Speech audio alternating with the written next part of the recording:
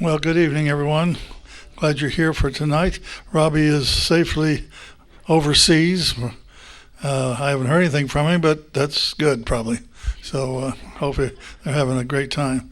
You have heard something? Yeah, he's in Milan right now. Milan, right, great. Well, tonight, Dr. Douglas Petrovich is going to fill in for Robbie, and we're anxious to hear what he has to say. He'll be here tonight and Thursday and next week on Tuesday and Thursday. So I'm going to let him tell you all the good things that he can do and can't do, and that way it'll be more accurate. So I'll just turn it right over to you.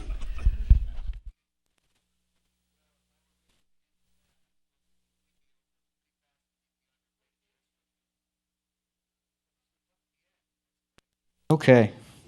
How's that? Oh, now I don't have to talk so loudly. I can hear myself echo throughout the room. It's good to be here with you. You're going to get a full dose of me. Those of you who are zealots and come twice a week, so you'll get me 4 times. Hopefully, you at the end you won't consider it 4 times too much, but I do consider it a great privilege. Pastor Rob and I have had some good fellowship. A number of times we've gone out to lunch several times where he's showing me all the spots around Houston. I'm not really originally from Houston, so he's showing me all the great restaurants.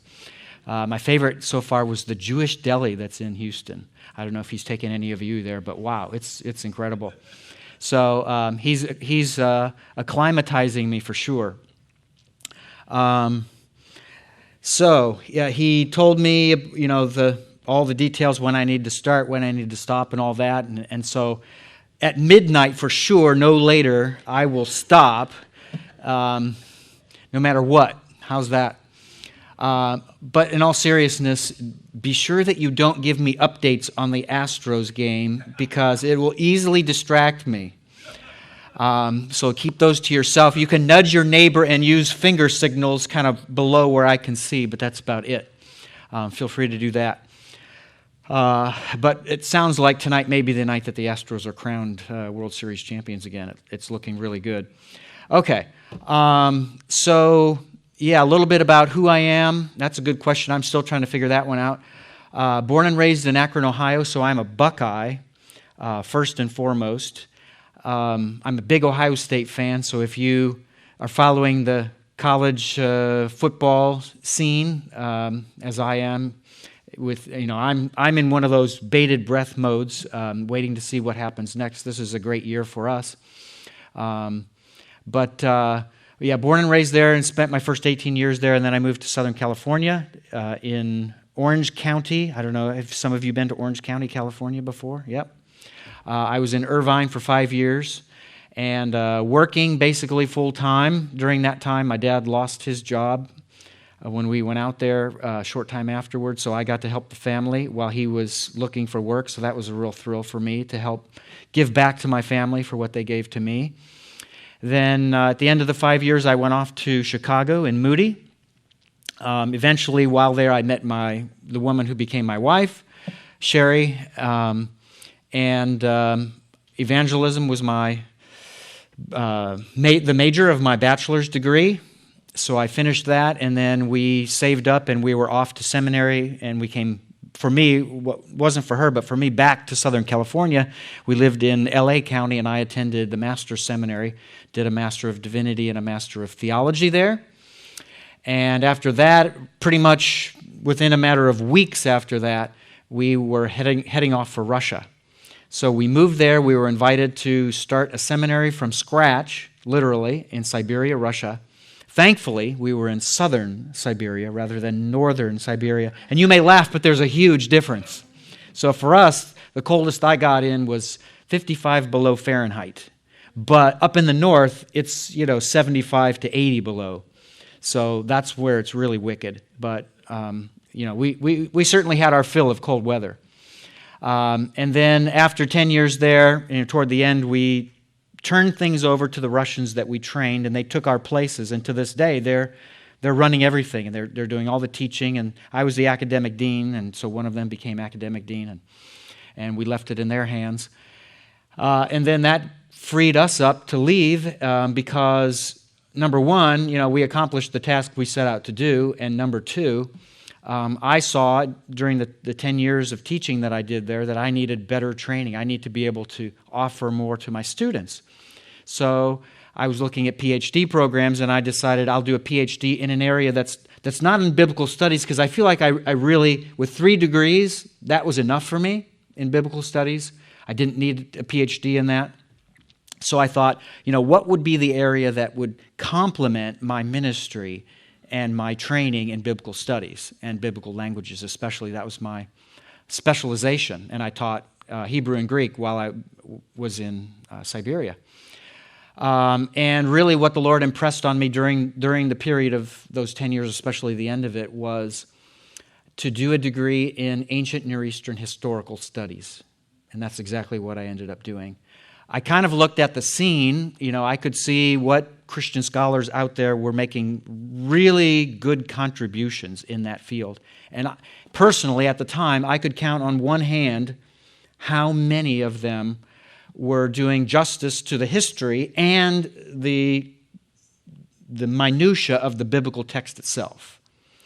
And I thought, this is an area, this is a field that is white for harvest. And I can make a significant contribution in this field because there are so few who are doing really good work. And I figured if I get training as good in ancient history as my training was in biblical studies, then that's going to be a lot to offer once they're blended together. So sure enough, I found one of the premier programs in the world. The University of Toronto has a great program in ancient Near Eastern history and archaeology, and that includes Egypt, Mesopotamia, so that's the Babylonians and so forth, as well as the peoples of the Levant. And of course, the Israelites were located in the Levant, and that word is connected to the word Lebanon. Lebanon and Levant are the same. The Levant is the southern Levant of Israel / Canaan / some call it Palestine, and then the northern Levant consists of ancient Phoenicia and ancient Syria. So all of that together is the Levant. Used to be called the Western Levant. Then when everybody realized there is no Eastern Levant, the word Western just kind of disappeared. So everybody just says Levant nowadays. I had an amazing time there. They forced me to go and do another master's degree to prove that I could be, PhD material. So I did my 3rd master's degree. It was an MA in Syro-Palestinian archaeology. You had to get to maintain an A- average just to move on into the PhD program, minimum.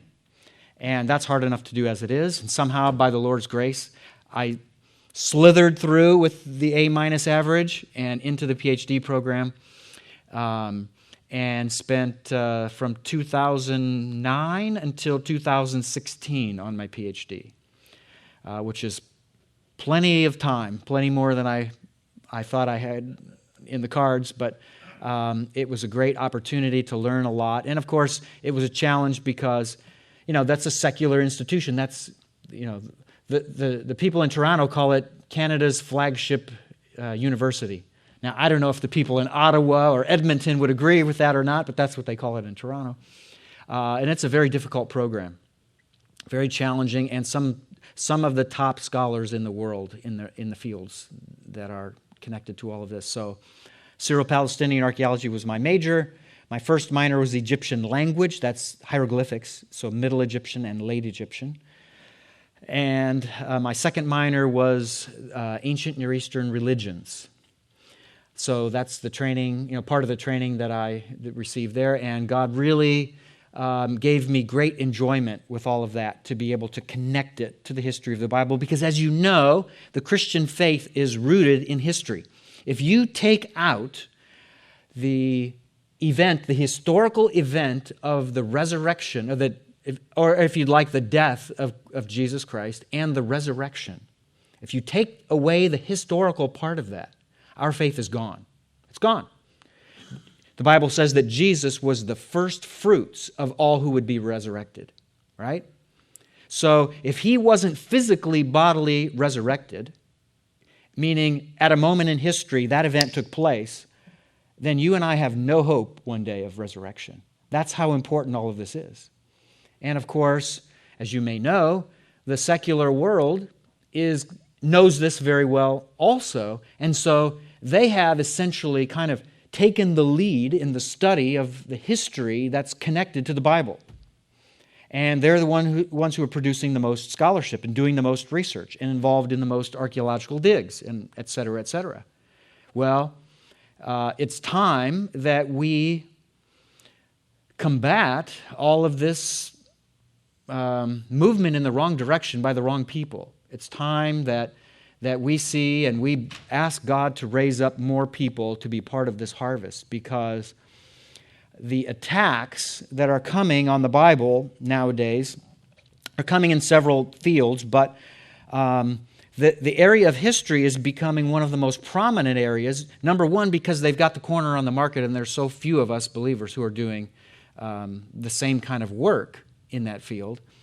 But number two, because since so few Christian pastors and teachers and seminary professors are engaged in this field, there's a sense in which they don't feel a competence in interacting with the scholarship of the secular scholars who are aiming to drive this whole field, and with that driving to persuade people of the lack of trustworthiness of the historical parts of the Bible. And the bottom line is this, and they know this: if you can persuade people that the history in the Bible is not accurate, then what's left for them to trust in the spiritual message that's in the Bible? Because you have eroded their confidence. That's what you've done. If you can prove to them that the history doesn't really fit together, it doesn't really work, that it's full of errors, then the natural progression is to question, is it possible that the spiritual message in the Bible also can't be trusted? That's a crucial issue. And that's why I'm engaged on the front lines in this battle.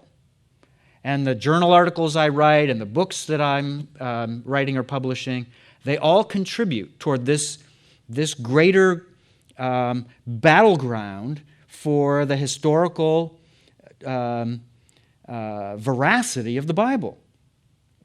It's so important. And if you don't believe me, go to some of the universities now and sit in on the class or two in history or in religion classes. Sit in on them and see what their view of the Bible is, and see how much they try to erode the confidence that these 20 to 22 mainly year old or 18 to 22 year old young Christians have. It's going on every single day that classes are taught. And that's my passion, to be involved in this battle, because we are told to give a defense of our faith, and part of our job is, in addition to evangelizing, is to defend the inerrancy of the Bible, which means there's no what? The inerrancy?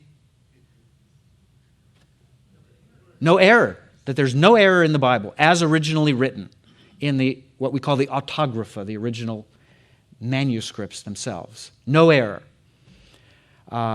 So I encourage you to join me in praying for God to raise up more people to enter this harvest field. And certainly I acknowledge there are plenty of other harvest fields out there that we need to be engaged in. This is one where there are very few of us, and we need help. So we're trusting that the Lord will raise up more people. And that's why I'm here teaching at the Bible Seminary in Katy, Texas. If any of you know of someone who's interested in a wonderful degree, whether Master of Divinity or Master of Arts, we now have a program in biblical history and archaeology. So we're trying to train the next generation of leaders in this area. So you could be pointing people to us if you're interested, if you know of someone who's interested in getting a degree in it, and I think it's a great program. So that's a little bit of the history of where God has taken me, and now I want to take you somewhere. I want to take you back to the lifetime of Moses, which, according to biblical chronology, I don't know if you know the dates or not, Moses would have lived from 1520. If you want to put a circa in front of that, you can. But the Bible is fairly clear, fairly upfront about the chronological pegs that involve the birth of Moses and the time that he would have left. You know, whether you want to call it a death or a departure, however that works.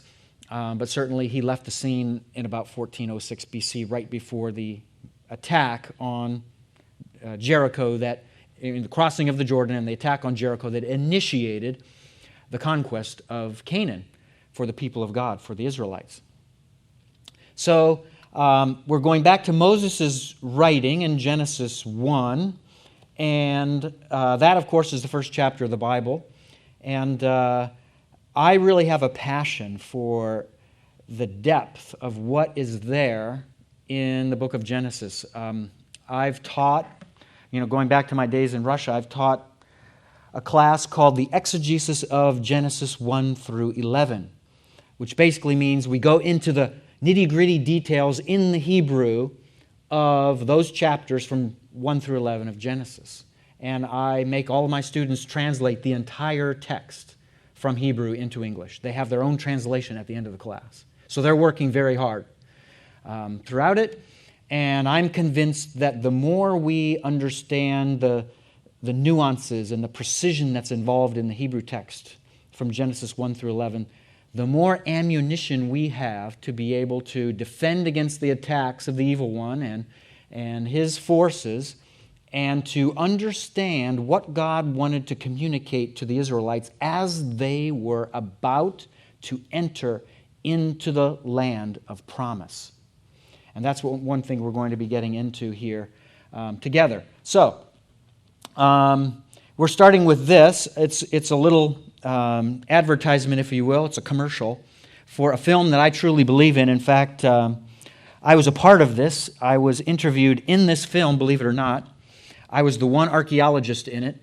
And so it's called Is Genesis History? I have 9 copies, and I sell them for $10 a piece. That's about as cheap as you can get it, if anybody's interested in a copy. But Is Genesis History? I truly believe in this film. It's really important because it examines the question, is science able to back up what the Bible discusses in Genesis 1 through 11, especially the earlier chapters, in relation to creation and the flood, and my part was, as an archaeologist, the Tower of Babel. And I have no doubt at all that through the research that I was able to do, and this goes back to the study I did at the University of Toronto, and I'm thankful to my professor there. I studied Mesopotamian archaeology for 1 year under one of the world's leading authorities in the field. And at the end of that class, actually earlier than at the end of the class, I was 100% certain I knew what site is biblical Babel. And by the way, it's not the Babylon of Daniel's day. That site wasn't even occupied during the time of the Tower of Babel. There are 9 ancient cities that we know of, according to ancient historical sources, that were called Babel. So one of the 9 is the right site. So I identified the right site, the right building or structure, that was the tower, and the right outward expansion or movement of people, I call it the post-Babel dispersion, as they left that city en masse, meaning in large number, because of the chaos that was created by the creation, if you will, of multiple languages, where before there had only been one. So that was my part in the film. I have maybe 3-4 minutes somewhere in there in the film, and then there's another dozen or so scholars, all with PhDs in their field. So there's mainly geologists. There is an astronomer. There are biologists, including a marine biologist. There's a paleontologist, et cetera, et cetera. There are, scholars of amazing training and background. And every time I watch the movie, I've watched it about a dozen times, I learn new things. So this is an attempt to do the very thing that I was talking to you about before, which is to get an inroads into the fields of science where we can back up the trustworthiness of the history that's in the Bible. And so Is Genesis History does that. So there I am, a quick still shot, talking to Del Tackett. Does anybody know the name Del Tackett? He's done several... He kind of hosts these films or these documentaries or whatever, and so he's a real good, he's a wonderful man, very charismatic, and so he's the interviewer in all of the interviews that take place that form the fabric of this film. And then there's an updated version of this. So remember, I said I only had 3 to 4 minutes in the film. Well, we had a conference after the film came out. That same summer, we went to Nashville, Tennessee, and the producer and director, Thomas Purifoy, he invited many of us to come there and give kind of an expanded version of what we gave that went into the film. So we did that, and it was recorded, and it's since been edited, and now there are at least 3, and I think the number is 3 volumes that go beyond what's in the film and go into really great detail. So if you're interested in any of this, you can purchase these on their website. You can just Google Is Genesis History, and it'll take you right to the Is Genesis History website. And you can get these all 3 as a package or individually if you just want one of them. But my contribution is found in this one. It's called Bible and Stars. It's volume 3. But again, I highly recommend this to you, especially if you're interested in the things of the convergence between the biblical narrative of Genesis 1 through 11 and the history that's involved. Okay, let's cover a couple of background matters before we get to the text of day 1 of creation. First of all, of course, this is and I apologize for the resolution, it's not the best, but this map is great in showing you something that's very important in the ancient world, which is this right here in green, and that is the Fertile Crescent. I don't know if you're familiar with the term or not, but the Fertile Crescent essentially is kind of it's the easel of the painting of all that goes on in the ancient historical world, or a large part of it, I should say, and an important part, and much of that, of course, is found in the Bible. And, of course, the Tower of Babel is connected to that, and it's down here at a site called Eridu. That's the correct site. I don't think it's on this map, but it's right down here. Ancient Eridu, and that's the Babel of Genesis 11. So you have Mesopotamia, that's part of the Fertile Crescent, and then the western part, of course, is anybody remember the word? The L word? Levant. The Levant, exactly. That's the Levant on the left side.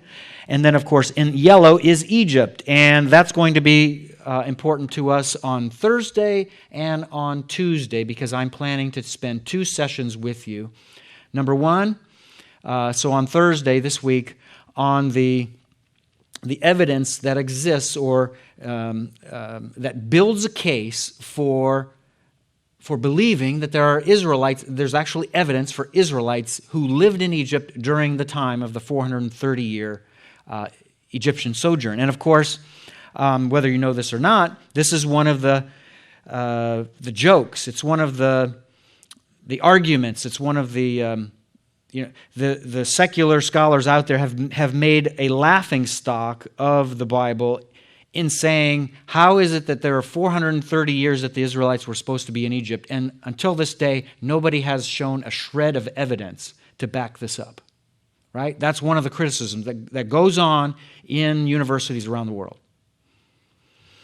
Well, it's a new day, and you're going to see some of that evidence on Thursday, and then on Tuesday, assuming I get far enough on Thursday, if not, we'll overlap with this on the following Tuesday evening. But assuming we get done, Tuesday will be devoted toward, you'll see it in a minute, but toward the research that went into my first book that was published, identifying that Hebrew is the actual language behind the world's oldest alphabetic script. And that's really important. Okay. And so, of course, in the bottom left, if you will, of the Fertile Crescent is the land of Israel or the land of Canaan, and that's where all of this is taking place. So the Israelites are in Jordan, and they cross the Jordan River, go or actually they're about to go in, in Moses' day, as he's about to die, they're about to go into the promised land of Canaan and launch into this new life to take in what God had promised them, what they were waiting for, what they were longing for. So that's kind of the place where all of this takes place. Authorship. Who is the author of the book of Genesis? Well, and for those of you who are on my left, your right side of the room, you're going to have a little bit more difficulty seeing some of the red that's there, and the red comes in a little bit better on my right on this screen. But it says Moses, and I think we can be convinced of that, even though in the first 5 books of the Bible themselves, and that's, of course, those 5 books are attributed to Moses, we have no indication there whatsoever, no statement outright where a man, such as Moses, claims, here, I am Moses, I have written these books. It doesn't say that anywhere, not in Genesis, Exodus, Leviticus, Numbers, or Deuteronomy. But there's enough circumstantial evidence there to cause us to have confidence that Moses was the author. And of course, this is another huge issue that's going on in not only universities, there are seminaries. In fact, way over 50% of the seminaries that train pastors and church leaders today will teach you that Moses either did not or may not have been the author of the first 5 books of the Bible. That's very prominent today. Well, you have to ignore all the circumstantial evidence, such as in Deuteronomy 31:9, where it says that Moses wrote this law, that is the Torah in Hebrew, and gave it to the priests, the sons of Levi, who carried the ark of the covenant of He who is. So there it is. Moses wrote the law. And that's a reference at this point to the specific laws themselves that govern Israel's life in Canaan, their lives with one another, their relationship to God, the sacrificial system, all of these various forms or ways in which the law is supposed to be understood, right? Understood, accepted, and followed. All of this Moses wrote. So that's a clear indication that the laws that are in the books of the Pentateuch belong to Moses. He is the author. Exodus 17:14, then He who is, and that is the covenant name of God. In many translations, which irks me as my Hebrew students know, the word Lord is used. It's usually in capital letters. That's not the word Lord. That's not the Hebrew word Lord. The Hebrew word Lord is Adonai. This is the word Yahweh usually. It comes in about 8 forms, but Yahweh is the one that's most common. And that means it's a participle from the to be verb in Hebrew, and it means he who is or the one who goes on existing. That's the meaning of the covenant name of God. So when God appeared to Moses at the burning bush, and Moses begs God to say, to tell him, what's your name? When I get back there and I talk to the Israelites, they're all going to ask, who is it who sent you? And I have to tell them something. And God, of course, said, I am. And that comes from what verb? The to be verb. That's the first person common singular form. I am. Well, if you then turn it to the perspective of the Israelites, Moses tells the Israelites, well, I met at this burning bush with the God of Abraham, Isaac, and Jacob. Oh, what's his name, they ask. Well, his name, and he told me, is I am. So as the Israelites then look at God in the third person, and if you forget your grammatical functions here, in the area of person, if I speak of myself, that's first person. If I speak to you individually, that's second person, or all of you collectively, that's second person plural. Well, if we talk about somebody, Pastor Rob, who's now or on his way, Milan, Italy. He's in Milan, Italy. He's in Italy. If we talk about him, and of course we'd say good things, right? If we talk about him, he's in third person. We can't talk to him right now. We can talk to each other, but we can't talk to him. He's gone. So he's third person to us. He's not part of our collective at the moment. So when the Israelites look at God, they say of him, he who is, third person singular. the one who goes on existing. So they took that name that God gave to Moses, they turned the person from first to third, and they used it. And that's his name. It means something. It means something. He is the God who goes on existing without end. He always was, he is, and he always will be. That's part of his nature. And so he chose that to be his covenant name with his people. Isn't that amazing? So I tell my Hebrew students, don't translate the wrong word for something in Hebrew. And don't transliterate it, which is just sounding it out, right? So you've probably heard the word Yahweh. That's a sounding out of one of the forms of this word. Translate it. He who is, the one who goes on existing. So then he who is said to Moses, write this in a book or a scroll as a memorial and recite it to Joshua, that I utterly will blot out the memory of Amalek and from under the sky. So God instructs Moses to take this story, this truth, and write it out in a book, right?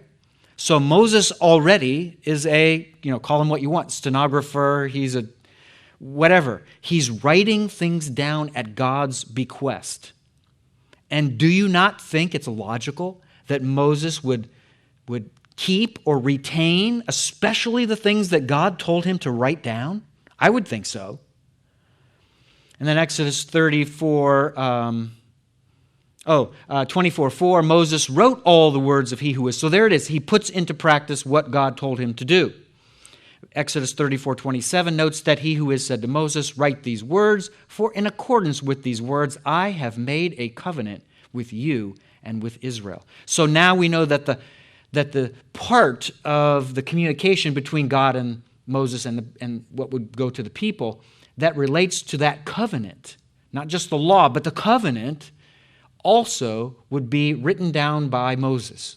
So all of this is circumstantial evidence for Mosaic authorship. And if this isn't enough for you, and I'm just giving you some of the references in the Hebrew Bible, there's also the Greek New Testament. And there are references there to New Testament writers, some Old Testament writers, if you will, as well, but New Testament writers as well, who write of or quote something from the first 5 books of the Bible, and they attribute it to whom? To Moses. Just as Jesus himself did. If Jesus himself is attributing authorship of part of the Pentateuch, the first 5 books, to Moses, do you think it's strange if we do? No. So Moses is clearly the author. Up until now, there's never been any historical evidence to verify, and I'm talking about extra-biblical evidence, artifactual evidence, inscriptional evidence, that would verify Moses was a historical figure. That's all until the publication of my first book. Because in my first book, called The World's Oldest Alphabet, Hebrew as the language of the proto, meaning first, consonantal, meaning consonants. It was no vowels, only consonants, the proto-consonantal script. In that book, I've translated 15 inscriptions that are the oldest known Hebrew inscriptions, and they're of the oldest, clearly oldest, recognized by everyone, every scholar, as the oldest alphabetic script in existence, dating between 1840 BC and about 1446 BC, the time of the Exodus. That's the year of the Exodus. So in that book, one of those inscriptions answers this question: do we not have any inscriptional evidence to verify that Moses lived?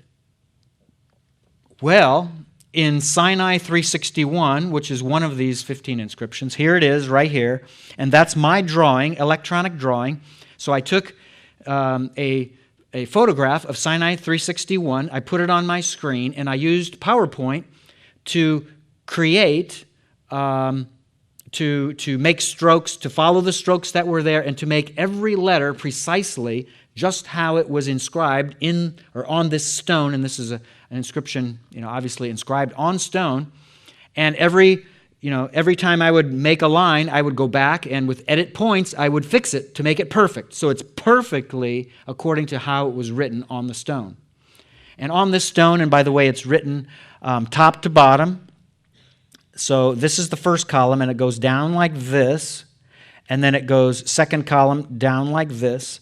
Third column down like this. And fourth column down like this. Well, right here, these two letters form the Hebrew word Moshe, the Hebrew proper noun Moshe. And Moshe, if you know a little bit of Hebrew, is the Hebrew word for Moses. And the inscription says, our bound servitude had lingered. So think of what time period this was. This is the time when the Israelites are now under bondage by the Egyptian crown. Our bound servitude had lingered. It continued on. Moses then, so there was a time where that, something new came along. Moses then provoked astonishment. Moses provoked astonishment. When did Moses provoke astonishment? And this comes from Sinai, so this is before the Exodus. When did Moses provoke astonishment before the Exodus? The plagues. The 10 plagues. That's exactly what I'm convinced this is referring to. The astonishment on the part of the people beholding this mass of frogs or, these locusts or whatever it was. At Moses' bequest of God, a plague would begin and it would decimate Egypt. So that is a time of astonishing events. And then it says, it is a year of astonishment because of the lady. Why is it a year of astonishment? Because the period of the plagues it's not an overnight deal, right? This took a long time. And most scholars, before this inscription ever, before I translated this inscription, most scholars agreed it was roughly probably about a year or so for all of these events of the 10 plagues to take place. And what do you know? But in this very inscription, it says it was a year of astonishment. Again, roughly a year's time. And sadly enough, at the end, they attribute this to the lady. And it's this word here, Baalat. Baalat is the feminine form of the word Baal. And you know of Baal, of course, if not from somewhere else, from the later period of the Israelite monarchy, when the Israelites were stuck. In Elijah's day, he said to them in 1 Kings 18, how long will you hesitate between two positions? If Baal is God, serve him. If he who is God, serve him, right? So the Israelites were worshiping the main god of the the first millennium BC, in the Levant, who was Baal, the storm god. So his consort is Baalat, especially at the site of Byblos, which was the main trading partner of Egypt at the time that this would have been composed in around 1446, maybe 1447, but it was the main trading partner, and Baalat was the patron, was the consort of the patron deity there at Byblos. And the Egyptians equated Baalat from the Levant with one of their own gods, and this was common in the ancient world. Different cultures would equate gods with one another, right? Alexander the Great did this when he went throughout the East. He equated many of the Mesopotamian and other, Asian gods with gods of the Greek world. So Hathor is the goddess who's connected with Baalat. So the author of this inscription is crediting not the God of Abraham, Isaac, and Jacob, but Baalat, Hathor, the female Baal goddess. They're crediting her as being the one who brought about this year of astonishment. Is that not astonishing in itself? And that, my friends, is a fulfillment of, there's a prophecy in Jeremiah, I forget the exact citation, where he said, that God talking to the people said, going back and to paraphrase, going all the way back to the time that that my people Israel were in Egypt, they were worshiping idols. There it is. There's proof of it right there. Baalah. They were worshiping Baalah. They were giving credit for these great wonders in Egypt to the wrong deity. To a deity that didn't even live, wasn't alive. So, this is a really potent, really powerful inscription. And of course, for our purposes, we're looking at this. Moshe. There is the first reference to Moses, the earliest reference to Moses in existence that we have, going back all the way to 1446 or 1447 BC. Okay, what's the date for the book of Genesis? For time, we'll just kind of go through this quickly because we really need to move to our important things for tonight.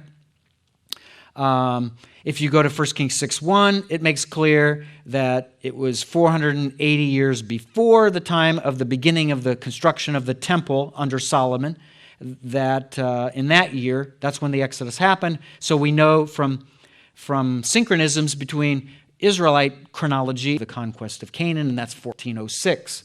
So Moses had to have died by or in 1406, and so this had to be written, the book of Genesis and all of the Pentateuch, at the latest, the 28th of April, 1406 BC. All right, purpose. What's the purpose of the book? And this is really important. He who is the God of Israel knew that the Israelite people would not fully extinguish the Amorites or the Canaanites in general and the other inhabitants of the land as he had instructed them, because that's what he told them, right? You're to destroy, to kill every living man, woman, child, and animal of all who live in Canaan. He knew they would not carry out this order. So how did God respond to this? You'd think he would be kind of judgmental, that he would bring about retribution, but instead he showed mercy.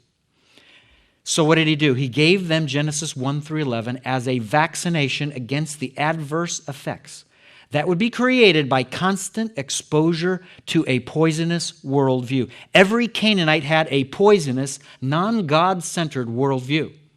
And it would be that very thing, poison to the Israelites. And God knew that the Israelites would be among these Canaanites.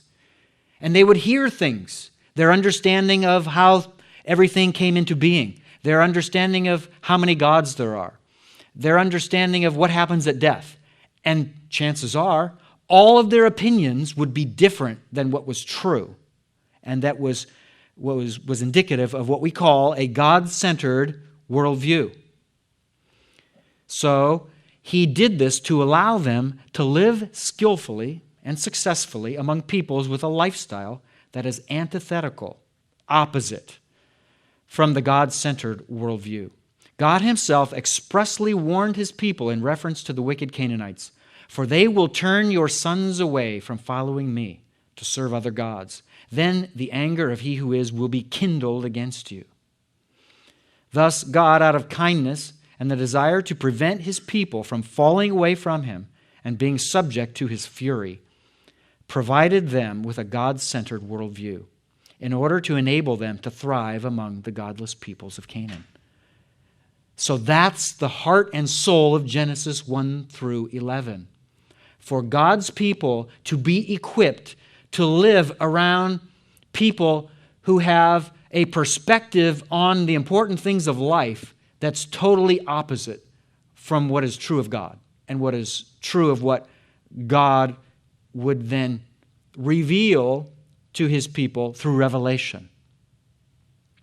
So Genesis 1 through 11 helps them to understand things in God's way, in the right way, to live successfully. And if that's the case, think about this. Do we not live among a people around us who are completely antithetical to what we're all about and what God's all about? True? How much more do we today need this vaccination? Just as much, if not more, than the people of that day. So, if that's true, how important can Genesis 1 through 11 be to us today? It provides us an understanding, a framework to see things, how the world works around us from God's perspective, that's going to allow us to walk into truth and into the ways of God. That's how important Genesis 1 through 11 is. And we're only touching on it today, day one of creation. So, speaking of that, day one of creation, let's move to the text of Genesis 1 through 11. So before we do, we start with this question. What is the difference between the accounts of creation in Genesis 1 and Genesis 2? And let me kind of accentuate this for you by giving you a real-life situation that I experienced back in the late 80s when I took my first, mid-80s when I took my first college course. And in that course, it was a history course. It was ancient history, oddly enough. It's funny that I would end up, making this the area of my PhD. But the professor, and this was at a junior college in Southern California, he was strongly opposed to anything good about the Bible.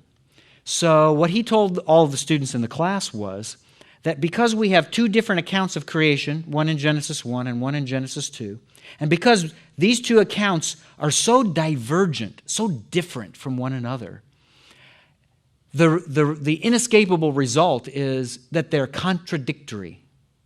And therefore, you can't trust either one, and therefore, they're both wrong. Isn't that brilliant? That's what he taught the class. Honestly, to this day, I've not forgotten this. Well, obviously, as a student back then, I didn't know as much as I do now, and I wouldn't have had the opportunity to say what I would want to back then because I was just a student sitting in the class. But if I could raise my hand and talk to the class, I guarantee you I'd give a long response to that. And I'd talk about the difference between Genesis 1 through 11 and 1 and 2, and why we have supposedly two different creation accounts. Well, if you notice the consistency with which Moses writes, he constantly will give you the larger framework, and then he will zoom in on something within that framework of time. When it comes time later to talk about the sons of Abraham, Isaac and Ishmael, right? He talks a little bit about the history of Isaac and a little bit about the history of Ishmael, and that's his general framework, and then he's done talking about Ishmael, and more or less he doesn't talk about him again. But what he does is he zooms in on that discussion of Isaac and really goes into depth about the important historical details of the life of Isaac that the biblical writer Moses wanted the people to know. That's his MO all throughout the book. Sure enough, that's what he does with Genesis 1 and 2. In chapter 1, he gives you the framework, all of the days of creation, all the way until the seventh day, the day of rest, and that, of course, is referred to as the Sabbath. And then in chapter 2, he sprinkles in a few new details, but really he's focusing on what in chapter 2? One of those days, right? Mainly. Day number, you have 7 choices here, or 6 choices. 6. I think I heard some of you say 6. Day 6.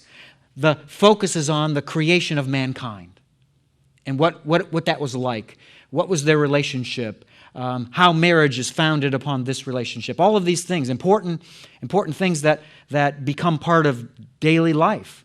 So he zoomed in chapter 2 on that part of the creation. So here's how I refer to the difference. Day 1 is a focus on the order of creation. Right? Isn't that true? Are those the 6 days of creation? Are they kind of just random, out of whack, blindfolded, pulling out of a hat one day and then the next? No. What are they? Strictly chronological, right? One after another, sequentially. That's the order of creation. Then chapter 2 is a focus on the pinnacle of salvation. What's the pinnacle of creation? The creation of mankind, the man and the woman. That's the pinnacle. The water's great, the land is great, the land animals are great, the fish are great, the birds are great, But what's really the focus more than anything else? The one part of creation that has inherent within it the image of God, mankind, the man and the woman.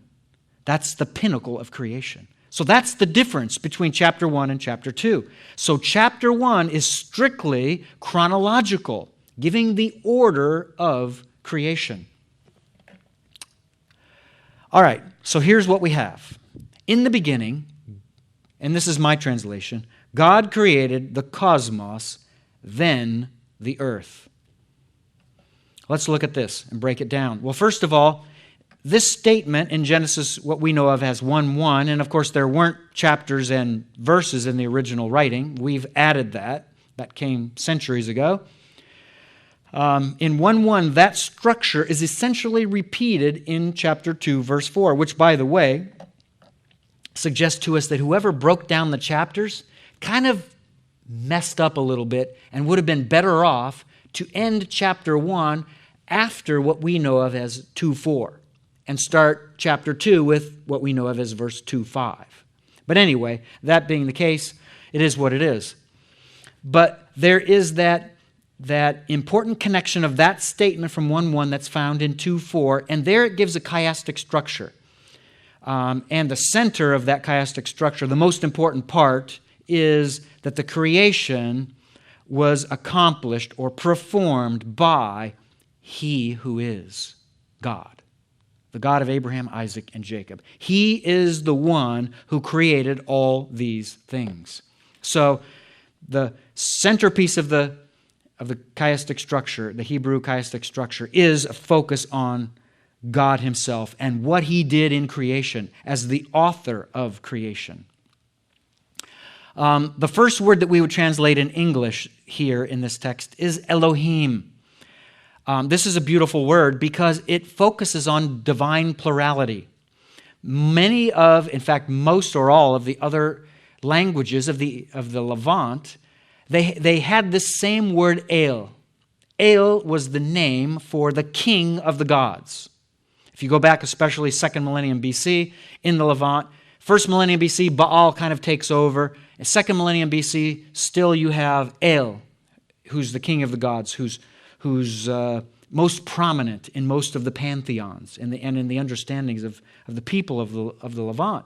And in all these other ancient Near Eastern languages, these Levantine languages, El is singular. And it's only plural if you use it of multiple gods, right? More than one God. But the Hebrew Bible is unique in using a reference to one God, but in plural. It doesn't say El here. What you see in yellow is the El. That's the king of the gods. The im ending here shows that it's a masculine plural in Hebrew. That should be gods. In fact, there are plenty of places in the Hebrew Bible, and you'll see it in your English translation as lowercase g, O-D-S, gods. And it's this word usually. That same word can be used in many contexts for the singular God, the God of Abraham, Isaac, and Jacob. And He's one God, isn't He? The Shema in Genesis tells us that, Hear, O Israel, the Lord your God is one, right? He's not 28, and He's not even 3. He's one God. But within that one God are 3 persons. As crazy as that sounds, we know how difficult that is to comprehend, but it's true, right? We believe it by faith.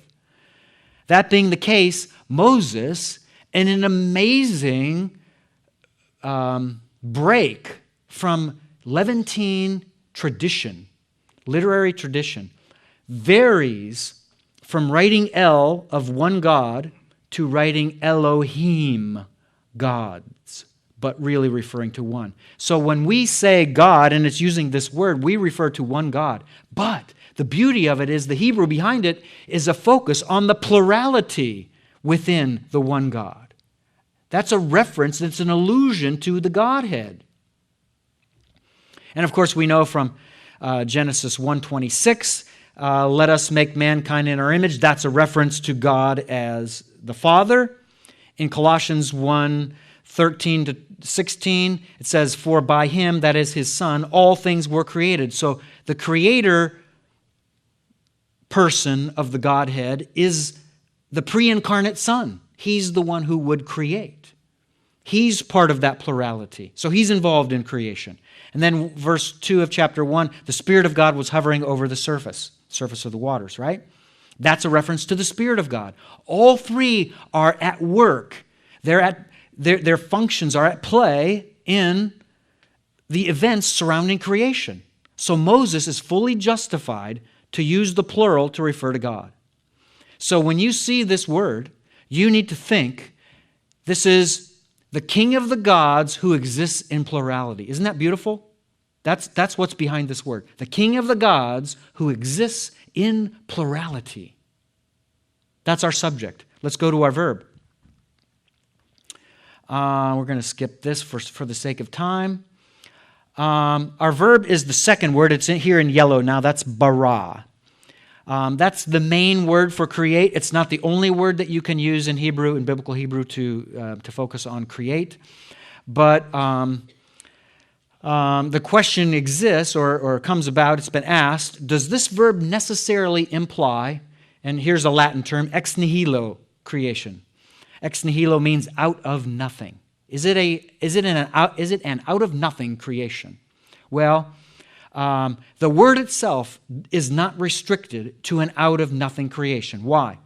Well, if you look at 127, it says this: "So God created the man in his image," and that man is what we know him as Adam. In his image, in the image of God, he created him, right? And we're using the word bara here. God created the man. God, barad, God created the man. Then in 2:7 it says this: "Then he who is God formed the man from the dust of the ground."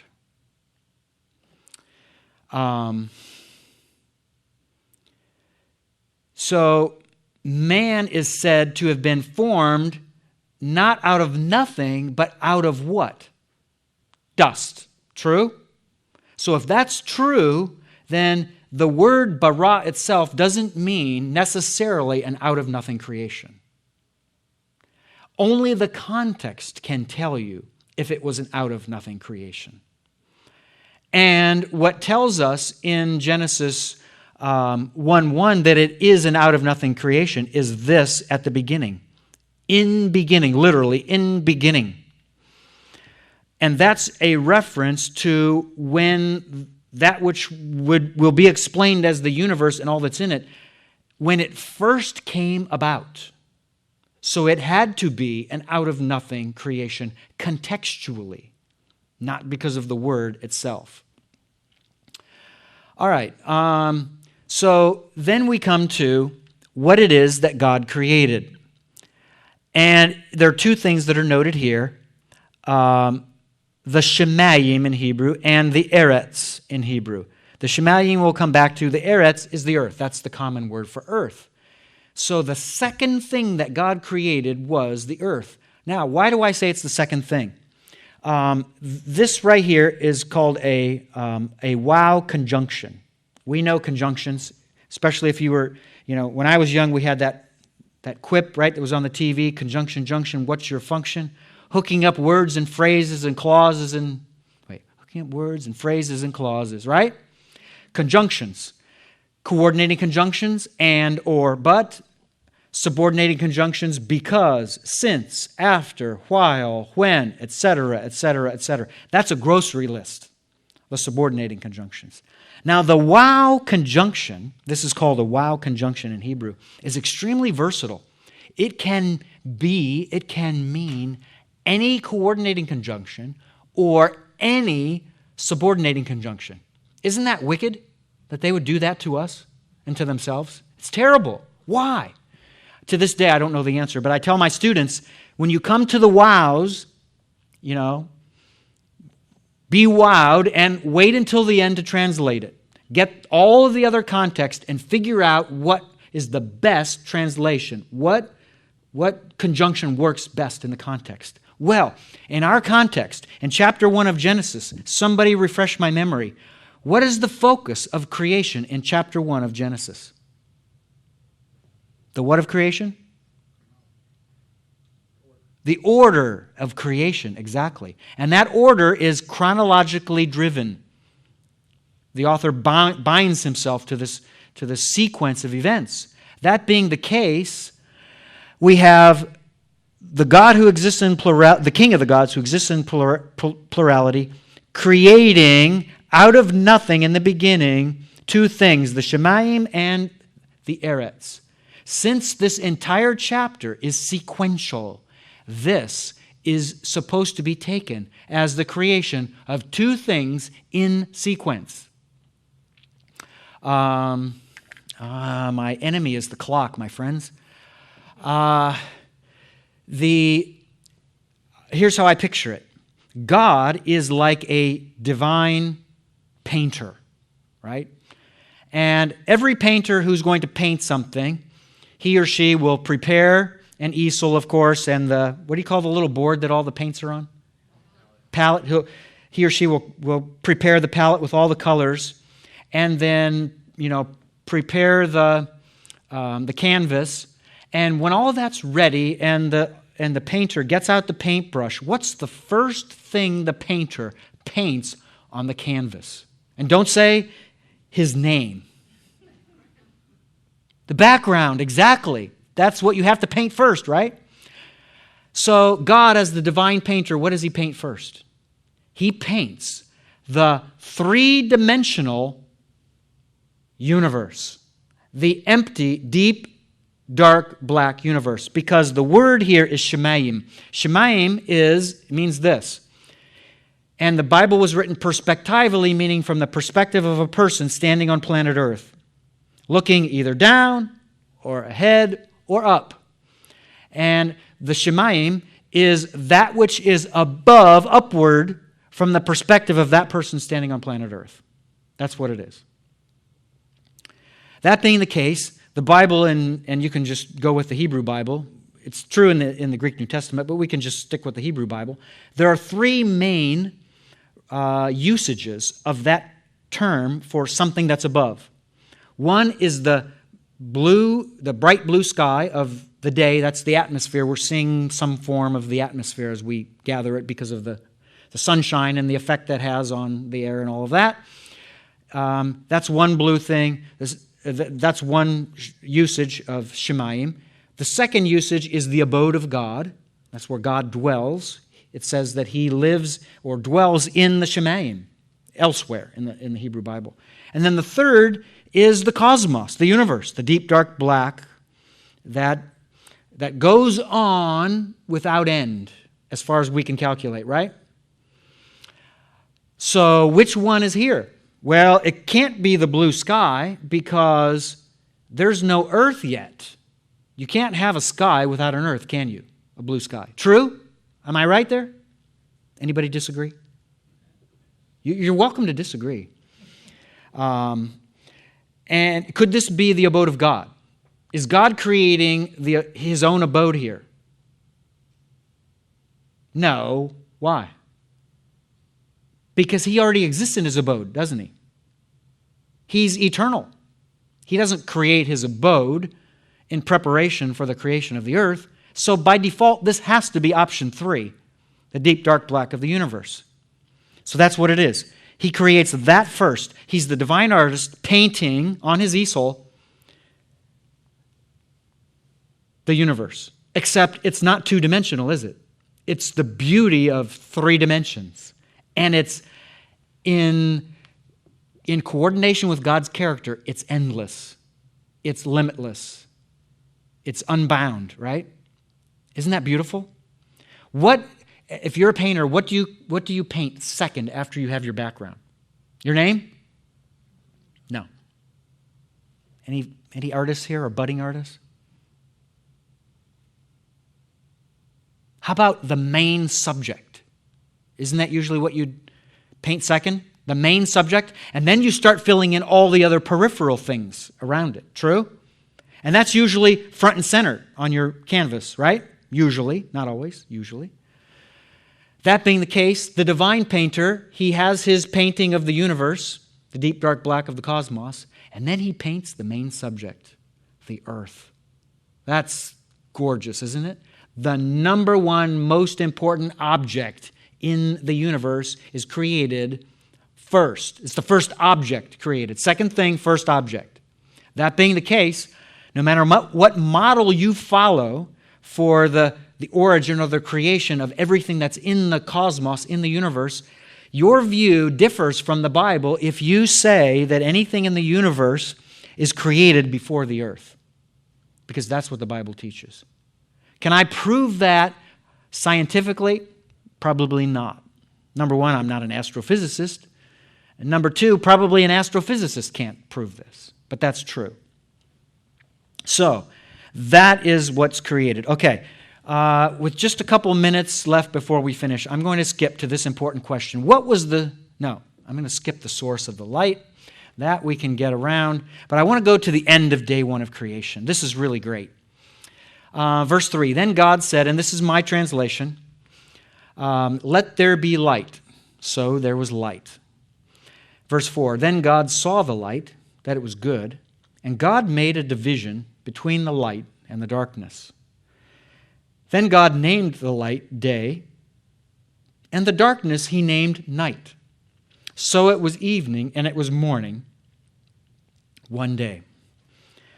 Now, there's a different way of translating the end of this verse. Some translations, I think, may say the first day. And if so, that's not actually accurate. In all of the other days of creation, 2 through 6, there is used what we call the cardinal numbers. The ordinal numbers. There are cardinal numbers and ordinal numbers, and the way to remember the difference is this. Cardinal numbers, it's like as if you have the Pope's cardinals all in their red garb, right? You can count them. 1, 2, 3, 4, 5. Then there's first, second, third, fourth, fifth. Those are the ordinal numbers. So in all the other days of creation, we have 2 through 6, but it's second, third, fourth, fifth, and sixth. Every time. On day one, it's different. And if there's something different in a sequence of 6 or 7 things, such as these numbers, this should be a red flag moment for you as a student of the Bible. Why is this different than the other days? When you understand Hebrew grammar, it makes perfect sense. Because you have a noun here. It's the word yom. Many of you probably heard this Hebrew word. Yom means day. And then we have echad, which means one. And so technically in Hebrew it's written, and remember we're right to left, it's written day one. Except we don't translate day one. That would make sense, wouldn't it? Day one. Okay, day one. And then we go on to day 2 and day 3. But that's not what it is in Hebrew. Hebrew is more like Spanish in this than it is like English, where the adjective follows the noun. The adjective, the word that modifies the noun, follows it rather than precedes it. In English, we say the blue sky, not the sky blue. But in Hebrew, it's the opposite. So here, it's day one, but it means one day. What's the significance of that? Oh, it's huge. It's so huge, you can't believe it. God saw that it was light, that it was good, and God made a division between the light and darkness. So there's this division between the light and the darkness. On this side of the light source, it's all light. On this side of the earth, it's all darkness. True? God cut that division, and that division happened immediately, which suggests to me that whatever that light was and however far it was from the earth, and we know it's not our sun, Sol, because that's created on day 4, that light source, its light that it emitted was already matured by the time that it hits planet Earth. Because if it's light years away, or millions of light years away, and that's a measurement of distance, there's no way that in 24-hour period it can come to the earth.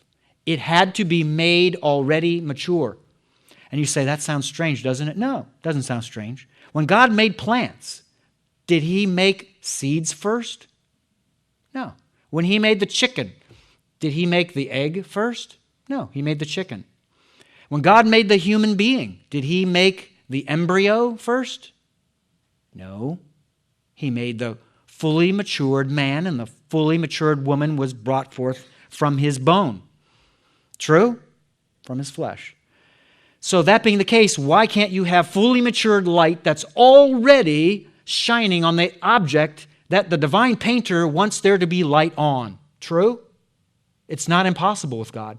And actually, in recent years, astrophysicists have proven that the light, and they connect this to what, of course, is commonly known as the Big Bang Theory, but they've proven mathematically that the light that emitted from that first expansion was faster than the speed of light. And that makes perfect sense if God did this kind of thing at creation. So that being the case, imagine that God made this division between the light and the darkness. Then God named the light day, and the darkness he named night. So, and get this, so it was evening and it was morning. What's happening? So it was evening and it was morning. Some of you can go back to an old soap opera, The Days of Our Lives, right? It shows the earth turning, right? That's what happens. The earth turns, it rotates one time completely on its axis. Therefore, when that happens, Moses then gives a definition for what that is. What just happened? One day. One day. That is the definition of one day. For the earth to turn completely around on its axis once. One day. Ergo, a day in Genesis 1 consists of 24 literal hours. You can't get away from it. You can't. You are bound by the text itself. It's defining for you what a day is. It's not a long period of time. It's not millions of years. It is a 24-hour period. Therefore, and I tell my Hebrew students this, because of this, I'm committed to a 6-day literal creation, each day being 24 hours. Not because I want to pick a side, or I want to pick a side that maybe less people hold to, or seems to fit worse or with more difficulty with science, but because the text binds me to this. And so I accept it. Not kicking and screaming. I could go kicking and screaming, and that'd be fine, but not kicking and screaming. I accept it. That's what he is defining a day to be, 24-hour literal day. Does that make sense? This is what happens in day one of creation. Let's pray. Father, thank you for the opportunity you gave us to look into your word. Thank you for Genesis, especially chapter 1, and in our case, especially day 1. What a beautiful set of events that goes on. Thank you for the orderliness in creation. Thank you for communicating this to us because you didn't have to do it. You chose to disclose to us how all of this happened to the extent to which you wanted us to understand it, so that we would appreciate you more and appreciate what we have more. We would appreciate our earth more and its role in the universe. We'd appreciate the infiniteness of the cosmos more because that reflects your infiniteness. How the light reflects your character because you are light and in you is no darkness. Father, it's just screaming out at us all over the pages of Genesis 1. How amazing you are. This text is about you. Thank you for who you are and for revealing yourself to us, we who deserve so little, but to us has been given so much. We praise you in the name of Jesus, our Savior and our Lord. Amen.